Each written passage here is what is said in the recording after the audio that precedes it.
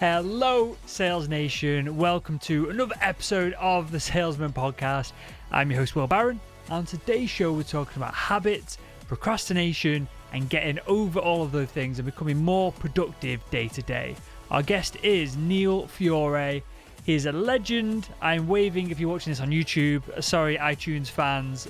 His book in front of me now, The Now Habit. So anyone who's watching on YouTube will understand this. There's a lot of notes in this book, and I still, mid-conversation with him today, did not fully understand the depth of what he was saying and all the neurochemistry and the neurobiology and the psychology and everything that goes along with it. So Neil is a licensed psychologist. He's an author of 6 books, including The Now Habit. So he's no joke. He's a genuine knowledge in procrastination and habit setting. And yeah, I was blown away. This is episode 100 of the Salesman Podcast, which is awesome. We're still here. You guys are coming in droves. I mean, every week there's thousands and thousands more people listening to the show. So I just want to thank you for that. I want to thank everyone that has joined us recently. I want to thank everyone who has been with us from nearly a year ago now that we got started. Hopefully you enjoy episode 100 with Neil today. You can check out the show notes over at salesman.red/100. You can find out more about Neil over at neilfiore.com. His YouTube, his Twitter, his books are all linked in the show notes at salesman.red/100. And with that, let's jump into today's show. Hi, Neil, and welcome to the Salesman Podcast. Hi, Will. Happy to be here with you. Good. I am glad to have you on, sir. And today, let's put the show into perspective for a start, because I like to talk about me a little bit on the show just to give some background to the audience as well. But I release a bunch of podcasts every week, which we produce, we record, we blog, we do videos. I personally manage a small team to pull this together. We reach 500,000 people a month on social and on the blog. And when I tell people this at sales conferences and meetings and that kind of thing, the first question I get is, how do you fit it all in? And I still procrastinate. Even with everything that I do, I procrastinate. And so I'm going to get something out of the show today, I'm sure. And I know the audience are going to get a lot of it as well. So just before we get into it, for everyone watching on YouTube on the video side of things, there's 2 books that have made a real impact on my life on a procrastination point. And a productivity perspective and optimizing just everything I do. One is The War of Art. So if you're listening to this on iTunes, you're missing out on me waving books around in the air. And the other one is, of course, your book, sir. So to jump in, the first question I'm going to ask you is a horrendous question. You're going to have a stock answer that you've given a million times. So I think it's important to get your perspective on this. Neil, what is procrastination? Well, procrastination is a phobic response. And that alone is what gives my book and my process a different approach. So it is a avoidance of something that you define as dangerous. And I've been trained to work with phobias. So I worked with people who had phobias about spiders, bridges, and so on. And I treated procrastination the same, because it's as if I'm avoiding a specific place on my desk as if it were a spider.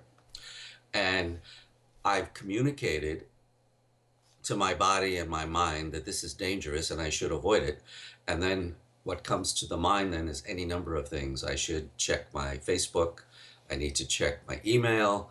I need to eat something. I need to smoke something. So it's a way of avoiding something that you have defined as dangerous to your worth or your life or your self-esteem. When you say you as a person, you as the audience, me as the interviewer have defined it as dangerous, what do you mean by that? Is this how we talk to ourselves in our inner voice, or is this on a deeper subconscious level in that? Because we'll go slightly deeper than that, because when you say dangerous, is this on a deep subconscious level in that prehistorically these kind of actions that we're avoiding would have physically hurt us, and that's just what we've just not evolved, and our mental process haven't got past that? Well, we define something, whether it's conscious or subconscious, as something that I don't like, something I'm not good at, something that's going to make me feel like a failure, something that I need to resist because people are telling me I have to do it or should do it. Mm. And what's worse is I'm telling myself I have to do it, which means you don't want to, do you? And the mind says, fine, let's think about eating something. So my approach really says a lot of procrastination, in fact, a lot of difficulties are caused by the way you talk to your mind and body. Your mind and body are your workers. And if you're saying you have to do something that is overwhelming and do it perfectly and have no fun for the next week, you're going to avoid it. And your mind and body are saying, fine, so this is a have to, a should, a need to, an obligation imposed by others. So let's rebel, let's resist. Your mind and body are not sabotaging you. I don't believe in that Freudian view. They're just following your instructions. You're saying, I am ambivalent, I am resistant, this is a have to. Let's distract ourselves and do something more fun. And I'm super intrigued here because I've never had anyone be able to explain this, and it might be in the way that it's been asked in the past, but you've got your mind and your body as you described then. So if you look at these layers in a cake, you're telling you, part of your brain knows that you've got to make these sales calls or you've got to deal with that angry customer and you're putting it off. Is that a different part of you that is the analytical part of your brain that knows you've got to do it? I'm using probably the wrong words here, as you just described. But Yes. That part of your brain, is that different to the rest of you that is actually then filtering down and doing the action? One of the things that's interesting about the human brain is that it includes the full brain of an alligator, the full brain of a dog, the full brain of a chimpanzee or a primate, and at the last minute, a forehead, which is where the human brain is contained. So the executive function is the prefrontal cortex executive function, which interestingly has all the qualities of an effective leader, or ineffective leader, in fact. So the lower brain, especially the mammal brain, located at the level of the ear on the left side, that part of the brain is the emotional limbic system. And it is also the social brain because it's concerned about where I fit in the pack. So it's very concerned about being embarrassed or having others think ill of me. So I then, and wherever you place the I like to think of I, and it should resonate deep inside. It means the human has shown up. I experience the shame and the worry from the society, and then my mammal brain puts its head down, its tail between its legs, and gets into a yielding response, which is, see, officer, I have no weapons. I bow or salute to the society, or the British salute. But I have no weapons. I am not a threat. That's a mammal response. That's a mammal way of surviving. The reptilian brain responds with fight or flight, a stress response. It's a survival response. So when I override it with my higher human brain, I make a choice.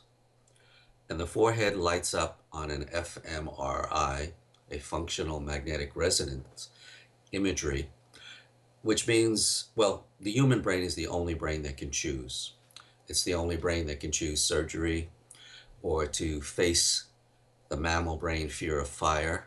And probably that's when it started, at least a million years ago, when the forehead began to develop the ability to override lower brain fears, doubts, shame, and so on. So the 5 or 6 statements that people are saying to themselves that guarantee procrastination, again, remember the model, you are talking to the workers. You, wherever that you is, but hopefully from your prefrontal cortex, your human brain, And some of my clients, when I've explained some of this, they apologize to their mind and body for not showing up earlier and leaving a dog to run their life. But a lot of people are allowing lower functions to run their life, totally avoiding the evolutionary history. So the 6 phrases that guarantee procrastination are: you have to finish something big and important, overwhelming, do it perfectly to avoid shame and embarrassment, suffer with no fun in your life, and your worth will be judged. Pretty much guarantees that you will procrastinate. Neil, You've created a lot of I'm gonna interrupt you there obligations. because we're gonna dive into this. And Yes. before we do, because obviously I've read the book, I know we're heading with all this. I just want to bring up a point and a question that is totally loaded. I know what your answer is going to be, but it's important for the listeners to get this as well. I hope to surprise you. Okay, even better, even better. Okay, if it's seemingly as simple as your prefrontal cortex, your human, the I part of you, can overpower, I guess, with willpower, the other useful, but in this instance, less useful parts of your brain. So you can say, right, whatever wording you want to use, I'm going to do this now. Why do we still procrastinate if we know that we can do that? Is it as simple as just procrastinating is as simple as becoming conscious of it and manning up, for a better term, and using willpower to just get on with things? Or is there a better way to go about it than that? We would have a whole separate discussion about willpower. It's more about effective leadership communication, such as, and these are the 6 statements that counter the 6 statements of procrastinators, and I call them the 6 statements of producers.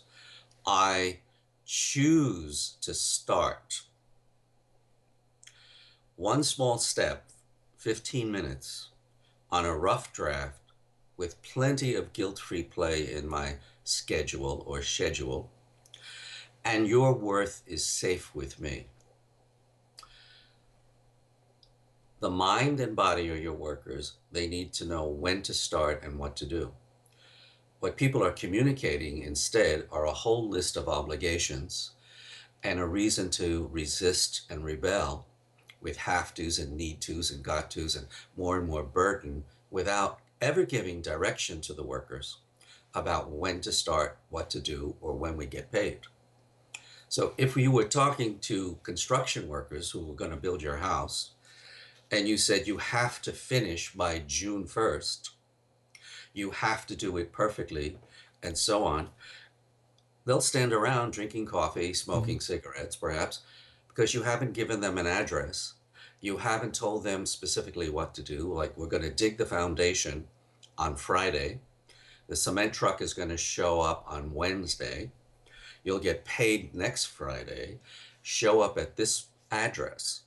When, where, and what are needed for action. So people are talking to themselves with a vague sense of obligation and ambivalence without ever getting to something the mind and body can grasp now. And now is the only time there is to release action. Mm-hmm. So when I say, and this is one of the problems with goal setting, the goal is always in the future. So the mind can think about the future, but the body is stuck. It can't get there. And that's when we have anxiety.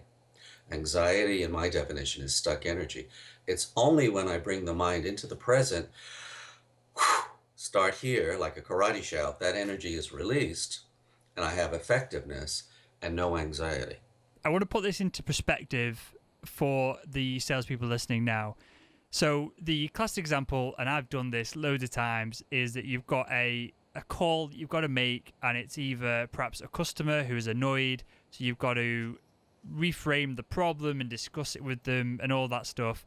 And you know it's possible. You know they're going to, by the end of the conversation, you know you'll have had a really good conversation. You'll have had a customer for life from it because you've taken the effort and you know, really cared for them and spent that time with them.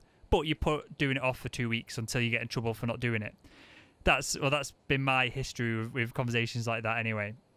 So using the language that you were describing then, I would have said you have to call this big important person. It's got to be perfectly done, and if it isn't perfectly done, I'm going to look like a right idiot. My boss is going to then shout at me because of what the customer's going to go to them and complain to them, and it's going to go up the food chain. How should you, or should we, the salespeople listen to this, better phrase that scenario so that we can just get on with it, clear it off our desk, and then we can just have a nicer day moving forward? If I were coaching you or the salesperson, I would proceed by saying, I have to ask you a stupid question. Are you going to make the call? Whether it's today or tomorrow or next week, maybe after procrastinating and feeling more worried because your customer might be angry at you, your boss might be angry at you. Are you going to do it? And typically the client would say, yes, that is a stupid question. I am going to do it. Well, fine. Then tell your mind and body, I am going to do it. I have decided to do it. I've chosen to do it. I'm determined to do it. I demand my right to make this call. Be very clear that this is an executive brain choice. I am going into that surgery on that day. Will you be prepared to go into the surgery? Have you chosen the doctor? How many choices can you make? Now, choice, remember, is a different part of the brain. So we've gotten out of the fear brain. We're now dealing with the leadership brain. I am choosing to call this person. When you say have to, it's an obligation and it's confusing. And have to means you don't want to. It can also mean a threat. It have to or else what? I will make myself miserable if this fails, you see. And I've heard this is what people do to themselves. So the threat, the phobia, is around self-hatred and self-criticism. Now that's the biggest one because that's inside your head. You can't get away from you. What you've done is you put yourself into solitary confinement with a critic, in prison with a critic. And so I don't want to go there then. I'm going to avoid it. My mind automatically says, oh, let's get out of here then. Again, do you want to eat? Do you want to smoke? Do you want to call someone? So is the first step here to commit to not, I'm going to do this at some point, and then I guess at that point it's floating around your brain. There's no real imperative for you to do it. Even just writing it down on a piece of paper that you're going to do it at some point in the future, as you're describing then, you only exist in the now, so you only can take action in the now. Is it just a lack of commitment which drives a lot of this procrastination? No. I seldom say no, but no. It's inadequate leadership. Are we going to do it? Are you choosing to do it? I am choosing to do it. When? When will you do it? Now, I ask that question 3 or 4 times when I'm dealing with hardcore procrastinators, because they will say next week. When next week? Perhaps on Tuesday. When on Tuesday? Well, perhaps at 10 o'clock. So what is the difference between what you're doing there, of making someone make a choice? What is the difference between that and just committing outright to it? Is it that you're narrowing that commitment down further to a very defined point, or am I just getting my wires crossed here? The workers need to know when to show up, okay. And they need to know what to do. And they need to know that this is a free choice. It's not an obligation from the tax department or the government or the boss. You are choosing then? Or do we need to rebel and resist? I am choosing to start at 9 a.m. for 15 minutes. It's important that it be limited. It could be an hour, it could be a half an hour, but I am choosing to start. And most people can show up for 15 minutes. Mm-hmm. So I'm going to get started. And then once I get started, you're going to break through inertia. You're going to get onto momentum. You'll go from not knowing to knowing somewhere between 10 to 30 seconds. In 15 minutes, you will know more about this than you know now. So I am choosing to start. Remember, you're switching brains at that point. You're really moving up the evolutionary scale from the reptilian fight-flight brain through the mammal brain that's concerned about society and place in society, and all the way up to the human brain that says, I can choose to face fire. I can override the mammal brain fear of fire. I can override the mammal brain concern about where I fit in the herd, all right, or who's top dog. I can hold my head up high and say, yes, sir.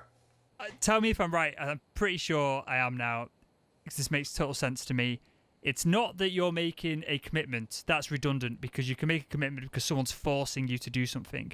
You've got to acknowledge that it's your free choice and your free will to make, whether you use the word commitment or not.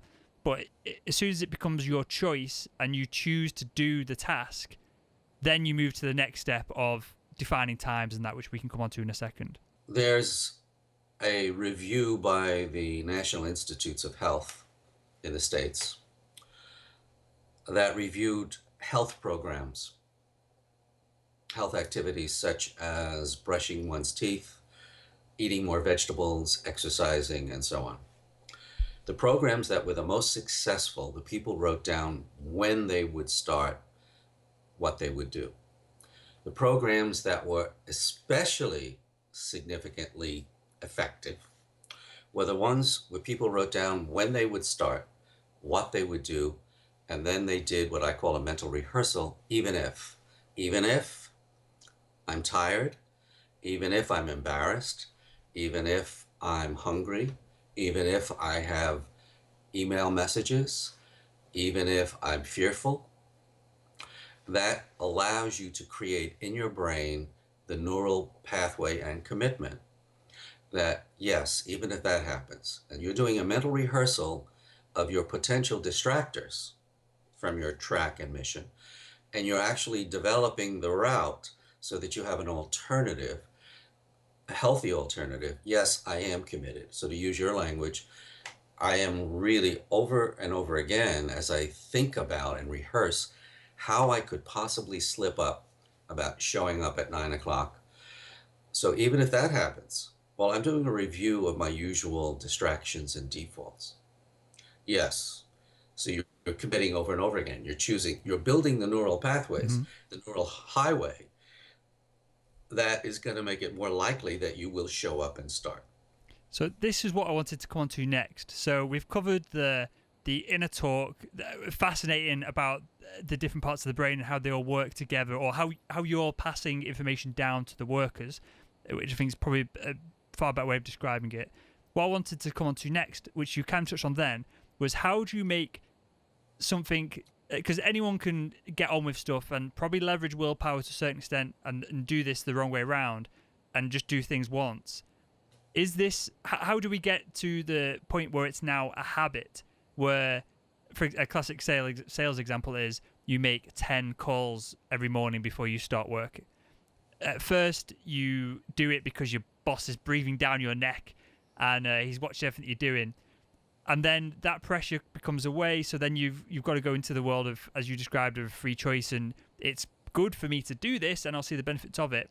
But is there a way to then cement this into a habit rather than something that you're constantly having to tell yourself to do? For example, when you get in a car, you put your seatbelt on, or I think that's the cliche example, or you brush your teeth every morning without thinking about it. Is there a step-by-step process to get these fundamental sales and business tasks that we have to do every day to move from have to, which again, I realize I'm using all the language here that we're talking about, right. All these tasks that we want to do into things that just happen? Well, you can write down your default statements, such as have to. In fact, I have this in the now habit. You can use the symptom to evoke the cure. You can use the symptom to quickly switch you in one exhalation, one karate shout. So whenever I begin to think have to, I immediately change it to I will choose. I will make it a choice. This is not a have to. And by the way, You don't have to want to. You can choose. So let me give this example, and you know it because it's in the book. And that is, I learned this at the age of 22 when I was about to be a new paratrooper. And I am standing in the plane wondering how I'm going to get myself to jump out the door because I cannot move. I'm stuck. And that's the common term I hear from procrastinators, even CEOs. I'm stuck. And stuck is caused by you have to, but I don't want to. In one sentence, the person has split their energy and their personality into a authoritarian voice and then the voice of a rebellious child. You have to, but I don't want to. You need to, got to, but I don't want to. In fact, it means that automatically. So they've split their energies and they are stuck. They can't move. And that's the way I was. This plane that's going 150 miles an hour, approximately an altitude of 1,500 feet. And I'm stuck wondering how I'm going to move. I have an incredible stress response. And I watched the first man get in the door, and we were trained to put our hands on the outside of the door, bend our knees because we have to jump through a 150 mile an hour wind tunnel. They call it a prop blast, propeller blast. And I see that this fellow puts his hands on the inside. So this signals to me he's ambivalent. Ambivalence. His energies are opposing each other. He then does something very counterproductive. He looks down as if preparing for failure. And his body recoils from the door. And in this awkward position with his hands on the inside, counterproductive, looking down, he forces himself out just before the sergeant is about to kick him out. He gets picked up by the prop blast, 150 mile an hour wind tunnel, and as we were told, his body slams against the outside. You can be knocked unconscious, you can break some ribs, and your body will spin and you'll close the chute and you could die. So by being ambivalent, he made a difficult situation worse. Well, at that moment, I made my first choice. It seems like a no-brainer, but I said at that moment, I'm not going to do it that way. And by this time, I'm moving forward, and I say to myself, the sergeant's not going to kick me out. Now, I've broken out of this stuckness unconsciously because I'd made it my first choice. And at this time, at 22, I did not know anything about neuropsychology or prefrontal cortex. When I get in the door, I put my hand on the outside. I choose to maximize my chances. I bend my knees, and as instructed, I leap through the prop blast. I get carried back. I have a beautiful ride. When I fall a few minutes later on the ground, I roll without a scratch, look up and see that I've fallen 1,500 feet. I see the other planes and paratroopers overhead, and I laugh, and I realize there's a third place. There's choice. And so I go from being stuck, you have to, versus I don't want to I am choosing. And that's a third place. Choice is a third place. You don't have to want to. You can choose to. And this works with children as well.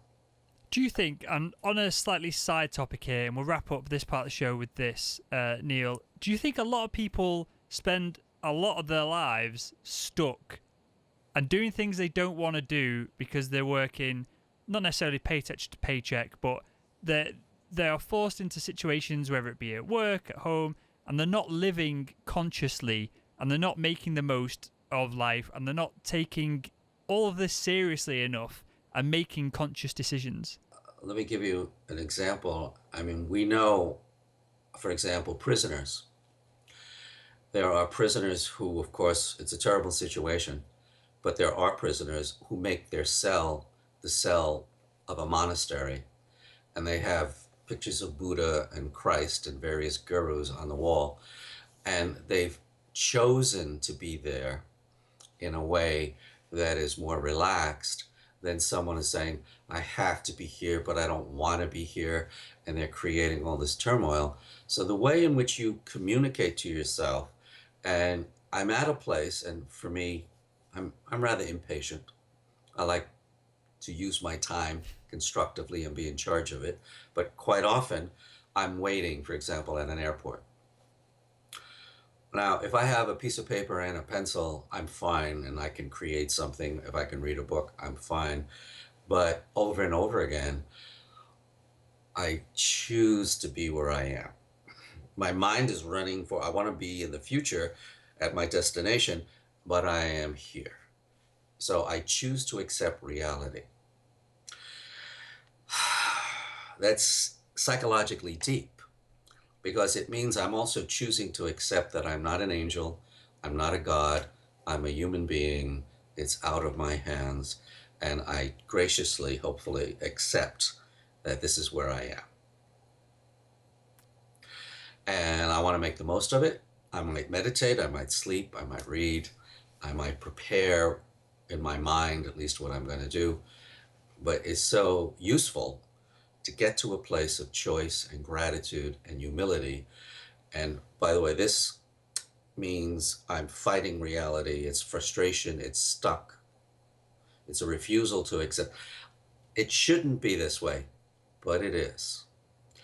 If I were God, it wouldn't be that way. If I were God, those people would not be driving that way.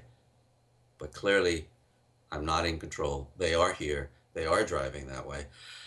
It's out of my hands. So I want to undo that frustration.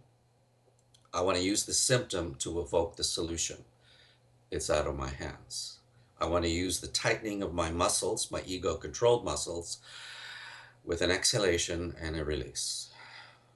And a lot of this is put together in the centering breathing exercise I have on my website. We're going to wrap up this part of the interview here, but I could genuinely talk to you about this for hours on end. And just a very last one. Have you read The Power of Now, the book? Yes, I have. Okay, you can come back on the show at some point and explain that to me, because I start reading it, I read 4 lines, have to put it down because my mind has been melted. And yeah, hopefully you can put that into some context and sense for us on another occasion. But I think I can.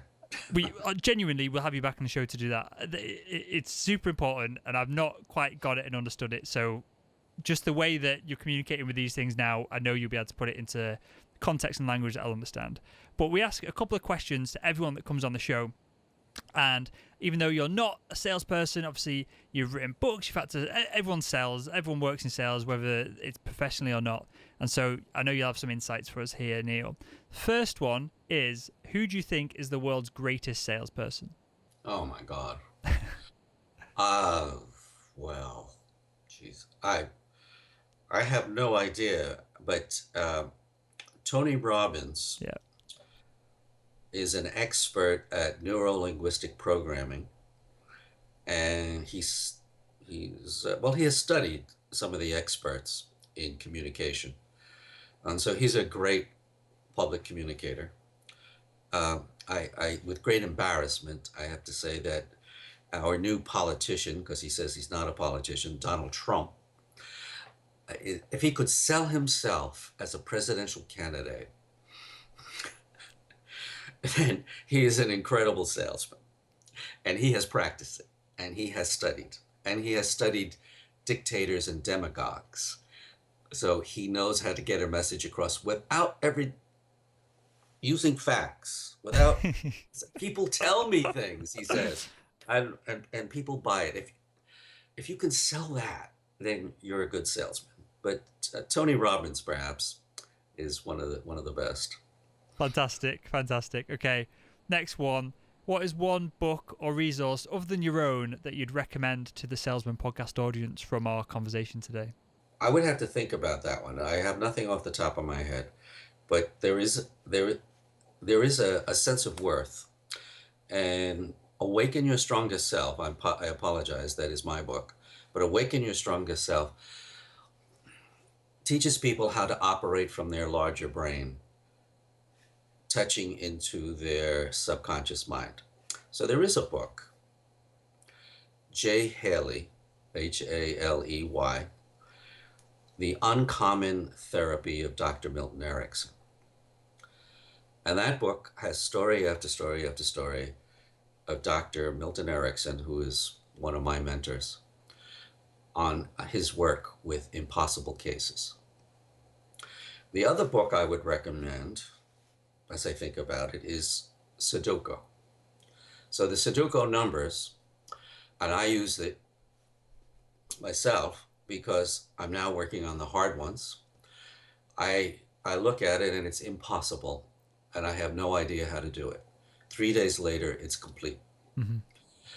So I start with it's impossible, I don't know, and I go from not knowing to knowing. And all I can do is this part, and all I can do is that. I'm starting on very small steps, and then the impossible one is completed in 3 days, maybe 2 days, seldom one day. So that is a discipline, if you like. I don't use the word willpower, but because I really do believe it's specific language and being an effective communicator to the workers that works, not discipline or willpower, which implies struggle and Hmm. splitting of energies and trying to control one part, but rather leadership that directs it. This is my vision. This is my mission. This is where I'm going. Yes. Fantastic. Excellent. That two books that I would never have come up with, and it was interesting to see your thought process as you were going along with that. It's fascinating. We'll link to those in the show notes over at salesman.red for everyone who's listening. And final question. Again, I appreciate you're not a sales person, but you do sell, as does everyone day to day. So you will have some kind of insight to this, I'm sure. If you could go back in time, Neil, and speak to your younger self, what would be one piece of advice you'd give him to help him become better at selling? So I would say, Neil, and I reach back into the past. And I reach back through my left brain. I know this is my right brain, but your left brain. I would reach back and I would say, Neil, younger Neil, learn how to listen. Learn how to listen and paraphrase and empathize with your client. So that's the key to communication, of course, as you know, and that is listening, and good salespeople know that. So, and Tony Robbins knows it, that I am empathizing with your point of view. So I quite often, especially when I do couples counseling, I hold up a cup and I say, clearly the handle is on the right. Now, if you say to me, no, Neil, you're wrong, it's on the left, then we have an argument. Right? And you can go into Monty Python and buy an argument. But the handle is on the right. Isn't that interesting? So you're telling me it's on the left. Do I understand your perspective? You're almost forced to say yes. Yes, you understand. Do you want to know my perspective? No, not necessarily. I'm very happy that you understand. But we have a yes and. Yes, the handle is on the left for you. And if you want to know my perspective, it's on the right. We're both right. We are both correct.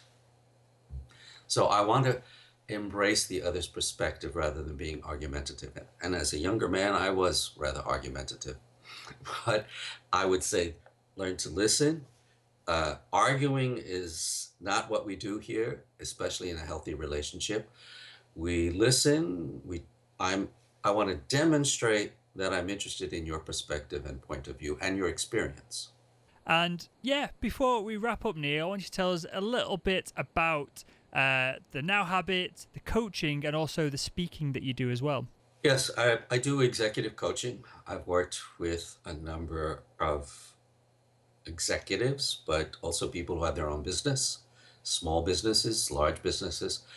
And quite often they say they are stuck, or that they are frustrated, or their life is not fulfilling, even though they're very successful at what they're doing, but they've lost touch with their family or with their music or their interest in their hobbies.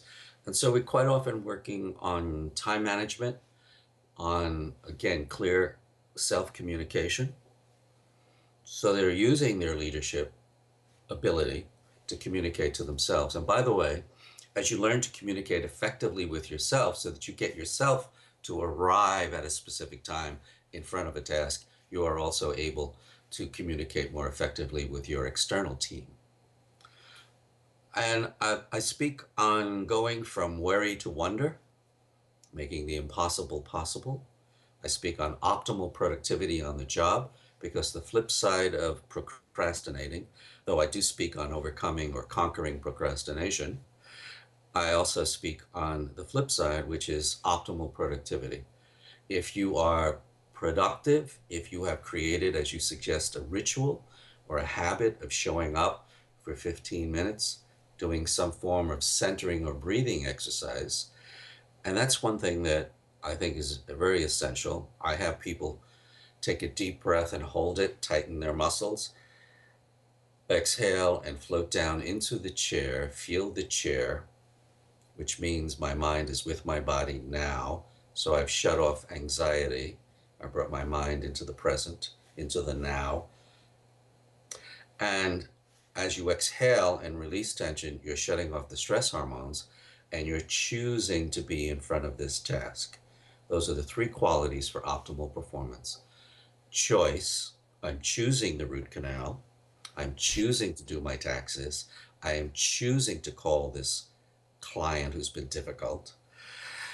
I'm breathing through all the worry from my old self and saying, your worth is safe with me. It's safe to be here in this moment. I'm in the now, this moment, the only time there is to release energy and be productive. Choice, safety. Safety shuts off stress hormones. Your worth is safe with me. And presence, I'm in the current moment. Those are the three qualities for optimal performance in sports, in music, surgery, and in sales. And where can we find out more about you and everything that you offer? What's your website address? My website is my name, Neil Fiore, spelled NeilFiore.com. And from there, people can also email me and check out free articles. For example, the centering article, which any breathing exercise that you do in the moment is available on the spot. How do you say it in England? Spot on, but right here in the moment. It means you don't need to get up at 5 o'clock in the morning to meditate. You are creating a sanctuary for 15 to 60 minutes where your work becomes a meditation. You float down into the chair. I'm choosing to do this work. I don't have to want to. I'm choosing it for my future self. I'm choosing it for my family. I'm choosing it because I'm curious. The mind is always curious about going from not knowing to knowing, and seeing how quickly, and you can check it on a clock. I do this with children who have attention deficit disorder. Within 10 seconds, something will come to you. You'll go from not knowing to knowing. Amazing stuff. And with that, Neil, I want to genuinely thank you for your time today.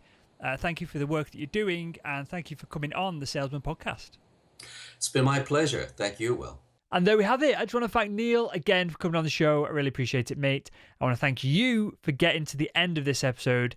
It was quite deep. It was quite difficult to listen to compared to some of the more poppy, easy ones that we've done in the past. But I think there's a lot of value there in this show in particular. So thank you for listening to episode 100 of the Salesman Podcast. Thank you for making it happen. And yeah, let's shoot to 200 and let's see where we're at then.